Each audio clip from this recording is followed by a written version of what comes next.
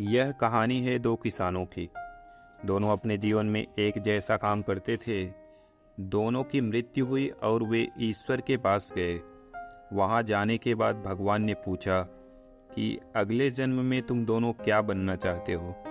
उनमें से एक किसान जो बहुत ही गुस्से में था, उसने भगवान से कहा कि पिछले जन्म में मुझे बहुत ही घटिया जिंदगी दी थी आपने। कुछ भी नहीं था मेरे पास, कुछ भी नहीं। देखिए ना, आपने क्या हालत बना दी थी। पूरा जीवन एक बैल की तरह काम करता रहा, काम ही करता रहा। मैंने अपने पूरे जीवन में जो भी धन अर्जन किया वह किसी न किसी रूप में मुझसे कोई न कोई लेकर ही चला जाता था।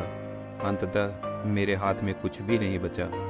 इसलिए हे प्रभु, इस जन्म में कुछ ऐसा कर दीजिए कि मुझे न किसी को भी कुछ न देना पड़े, बस मुझे धन की ही प्राप्ति हो सभी प्रकार से। इस पर ईश्वर ने उस व्यक्ति को आशीर्वाद दिया कि ऐसा ही होगा।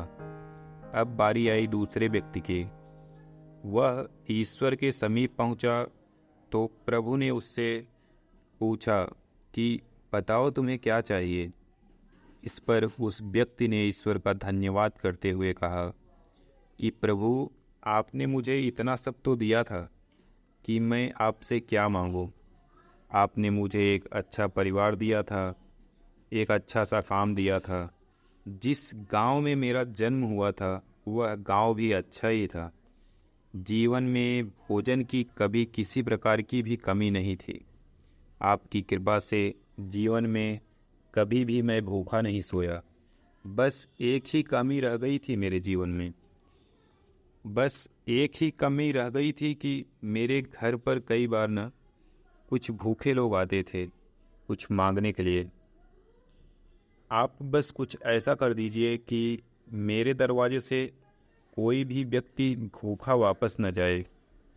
इस पर प्रभु ने उस व्यक्ति से कहा कि ठीक है, ऐसा ही होगा।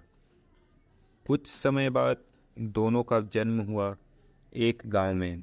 दोनों बड़े हुए। पहला आदमी जिसने प्रभु से प्रार्थना की थी कि मुझे बस मिलता ही रहे और मुझे किसी को देना न पड़े, वह व्यक्ति उस गांव में सबसे बड़ा भिखारी बना। और दूसरा व्यक्ति जिसने कहा था कि मुझे कुछ नहीं चाहिए, बस इतना कीजिएगा कि मेरे घर से कोई भी व्यक्ति भूखा वापस न जाए, वह बना उस गांव का सबसे अमीर आदमी।